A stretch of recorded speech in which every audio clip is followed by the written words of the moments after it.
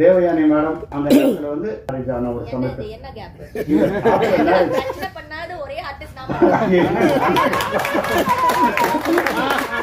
எங்க நான் என்ன தரேன் கல்யாணம் ஆனது முதல் சைன் பண்ண படம் அழகிதான்.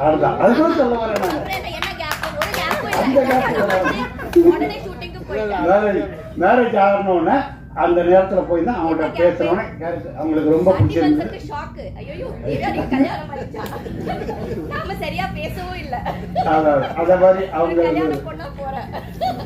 இப்படியாக நல்ல நல்ல விஷயங்கள்லாம் நடந்துதான் இது நடந்தது.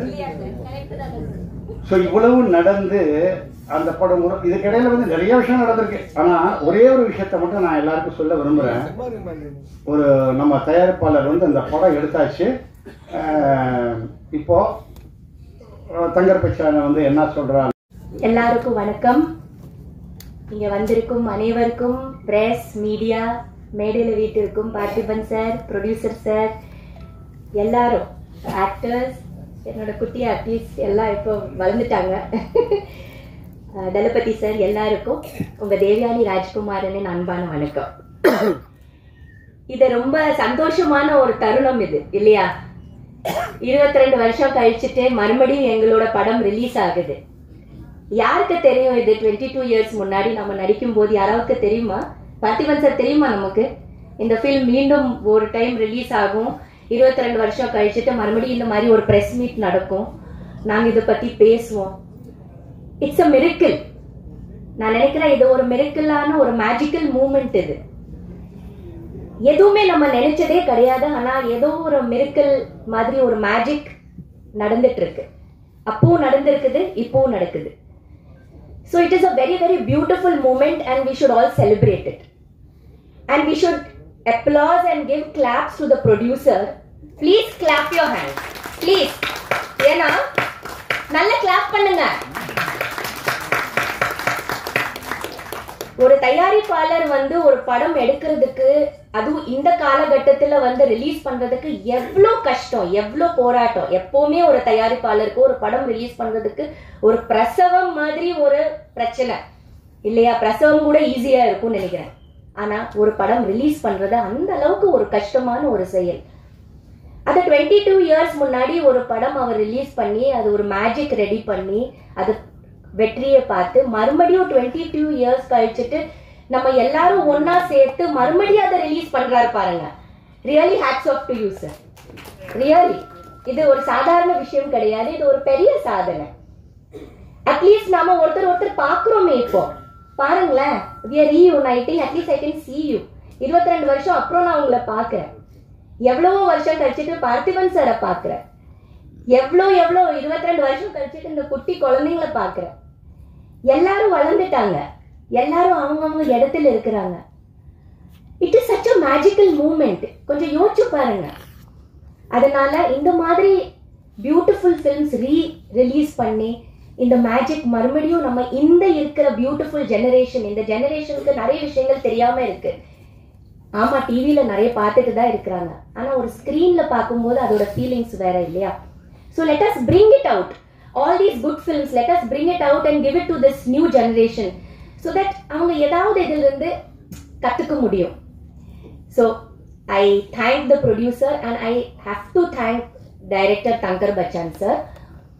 ஏன்னா அவர் கூட நான் வந்து ரொம்ப பியூட்டிஃபுல்லான ரொம்ப கிளாசிக் ஃபிலிம்ஸ் பண்ணியிருக்கேன் சார் கூட. என்னோட ஃபர்ஸ்ட் ஃபிலிம் காதல் கோட்டையில தங்கர் பச்சான் சார் தான் கேமராமேன். நேஷனல் அவார்டு வரைக்கும் போயிடுச்சு படம். நேஷனல் அவார்டு கிடைச்சிருச்சு. எனக்கு பெரிய பேரு. என்னோட லைஃபோட டர்னிங் பாயிண்டே காதல் கோட்டை. அதுக்கப்புறம் மறுமலர்ச்சி கூட ஒரு சூப்பர் ஃபிலிம். எனக்கு நல்ல பேர் வாங்கி கொடுத்தது இது வரைக்கும் ஒரு கிளாசிக்கான ஒரு சூப்பரான ஒரு ஃபிலிம்னு சொன்னா மறுமலர்ச்சி. அதிலும் தங்கர் பச்சன் சார் கேமராமேன். அதுக்கப்புறம் பாரதி, மகாகவி பாரதியார் மேல ஒரு படம் எடுக்கிறாங்கன்னா அதுல செல்லம்மாவா எனக்கு நடிக்க சொன்னது தங்கர் பச்சன் சார் தான். நான் ஷூட்டிங் பண்றேன், விஜிபி ஏதோ லொகேஷன்ல ஷூட்டிங் பண்ணும்போது டைரக்டர் சாரும் தங்கர் பச்சன் சாரும் லொகேஷன்ல வந்து நீங்க செல்லம்மாவா நடிக்கணும் அப்படி சொன்னாங்க. அப்போ எனக்கு செல்லம்மா கூட எனக்கு தெரியல, எனக்கு அதையெல்லாம் எதுவுமே தெரியல. இல்ல நீங்க இந்த கேரக்டர் பண்றீங்க, நாங்க எல்லாமே உங்களுக்கு அந்த விஷயத்த சொல்றோம், இது கரெக்டா இருக்கும் உங்களுக்கு, நீங்க கண்டிப்பா இதை மிஸ் பண்ணாம நீங்க கண்டிப்பா பண்ணணும்னு சொன்னது தங்கர் பச்சன் சார் தான். அதுக்கப்புறம் இன்னொரு படம் கண்ணுக்கு கண்ணாவே, இந்த மாதிரி நிறைய படங்கள் அவர் கூட ஒர்க் பண்ணியிருக்கேன். Excellent director, excellent writer. அவரோட கேமரா வரைக்கும் ஒரு பெயிண்டிங் மாதிரி இருக்கும், ரொம்ப அழகா இருக்கும், ரொம்ப லைவா இருக்கும். அவரோட கேமரால மேக்கப் போட வேண்டியதே இல்லை, அப்படியே வந்தோமா ஷூட்டிங் பண்ணோமா அந்த மாதிரி ரொம்ப கேஷுவலான ஃபீலிங்ஸோட விளையாடுற ஒரு writer and creator. I'll say basically he's a beautiful creator.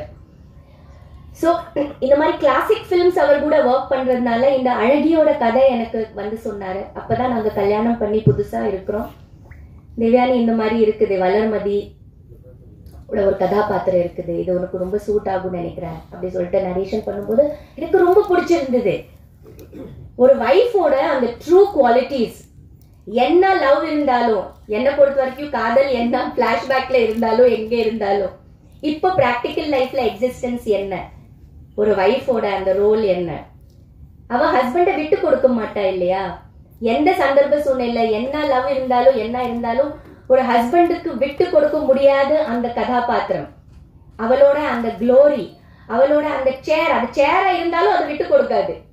நீங்க அந்த படம் பாத்தீங்கன்னா அந்த ஸ்தானத்தை வந்து அவ யாராலையும் விட்டு கொடுக்க முடியாதபடிக்கு இருக்கிறா. அது அவ்வளோ அவளுக்கு வந்து ப்ரெஷஸா இருக்குது. அது எல்லா லேடிஸ்குள்ள இருக்கிற ஒரு உணர்வு தான். அந்த உணர்வு எனக்கு ரொம்ப பிடிச்சிருந்தது, அந்த ஃபீலிங்ஸ் எனக்கு ரொம்ப பிடிச்சிருந்தது. அந்த கதை பொறுத்த வரைக்கும் என்னை பொறுத்த வரைக்கும் ரொம்ப ட்ரூவான ஒரு கதாபாத்திரம் வளர்மதி. அது சொன்னதும் எனக்கு ரொம்ப பிடிச்சிருந்தது. கண்டிப்பா பண்றேன் சார் அப்படி சொன்னேன். ஏன்னா அவ்வளோ கான்ஃபிடன்ஸ் எனக்கு சார் மேல, அவரோட படிப்பு மேல. So it was a great experience working in this film. And மறுபடியும் ரிலீஸ் ஆக போது ரொம்ப ரொம்ப சந்தோஷமா இருக்குது. தியேட்டர்ல போய் குடும்பத்தோட என்னோட டாட்டர்ஸோட சேர்த்து பார்க்க போறேன். யோசிச்சு பாருங்க, அப்ப அவங்க இல்லவே இல்லை, இப்ப அவங்க எல்லாம் வளர்ந்துட்டாங்க இருக்காங்க. ஸோ அவங்கள கூட்டிட்டு போய் ஒரு படம் மறுபடியும் நம்மளோட படம் தியேட்டர்ல வரும்போது அதை மீண்டும் பார்க்குற ஒரு தருணம் இருக்குது. It is so exciting and so happy feeling. இது எல்லாருக்கும் கிடைக்காதுன்னு நினைக்கிறேன், எனக்கு ரொம்ப கிடைச்சிருக்குது. எனக்கு ரொம்ப சந்தோஷம், நான் ரொம்ப கொடுத்து வச்சுவேன்னு நினைக்கிறேன். Thank you so much. மீடியா எல்லாம் நல்ல பப்ளிசிட்டி பண்ணுங்க, எல்லாரும் வர வைங்க தியேட்டர்ல. அண்ட் அப்கோர்ஸ் பார்த்திபன் சார் கூட நான் நிறைய ஃபிலிம்ஸ் பண்ணியிருக்கேன். எல்லா ஃபிலிம்ஸும் ஹிட் தான் இல்லையா சார்? அழகிக்கு முன்னாடி நிறைய படங்கள், எந்த படம் எடுத்தாலும் நீங்க பாத்தீங்கன்னா நல்ல பெரிய வெற்றி படங்கள் தான் பண்ணியிருக்கோம். அழகி கூட ஒரு பெரிய வெற்றி படம். அவரோட சப்போர்ட், அவரோட அந்த என்ன சொல்றது எக்ஸலண்ட் ஒரு கோ ஆர்டிஸ்டா நாங்க பண்ண அத்தனையோ படங்கள் வந்து ரொம்ப சக்சஸ்ஃபுல்லா, ரொம்ப ஹிட்டா, எல்லாருக்கும் ஒரு பிடிச்ச படம் இன்னும் இருக்குது. ஸோ அதுல அழகி கூட. அப்புறம் ஒரு கேள்வி நான் பார்த்திபன் சார் கிட்ட கேட்கணும். உங்களுக்கு வளர்மதி பிடிக்குமா சார், இல்ல தனந்தா பிடிக்குமா? காதல் அதிகம் சொல்லுங்க. இப்ப முடிவு பண்ணிடலாம், இது தப்பான விஷயம் சொல்லுங்க. எனக்கு இப்போ எல்லாரும் அதை சொல்லும் போது எனக்கு என்னமோ ஒரு சின்ன உள்ள ஃபீலிங் வருது. என்னடா இது நமக்கு தெரியலமே. அதனால அப்ப நான் கேட்கல, இப்ப நான் கேட்கிறேன். ரொம்ப சந்தோஷம். இந்த சந்தர்ப்பத்துக்கு எங்களுக்கு இதை ரெடி பண்ணி கொடுத்து ப்ரொடியூசருக்கு, தயாரிப்பாளருக்கு, ரிலீஸ் பண்ணிட்டு இருக்கிற நம்ம மீனாட்சி சுந்தரன் சார் தானே, உங்களுக்கு ரொம்ப வாழ்த்துக்கள் சார். படம் நல்ல வெற்றியா ஓடட்டும். எல்லாருக்கும் இங்க வந்திருக்கோம் அனைவருக்கும் ரொம்ப ரொம்ப thanks. And let us enjoy this moment and make this film again a big magical film. Thank you.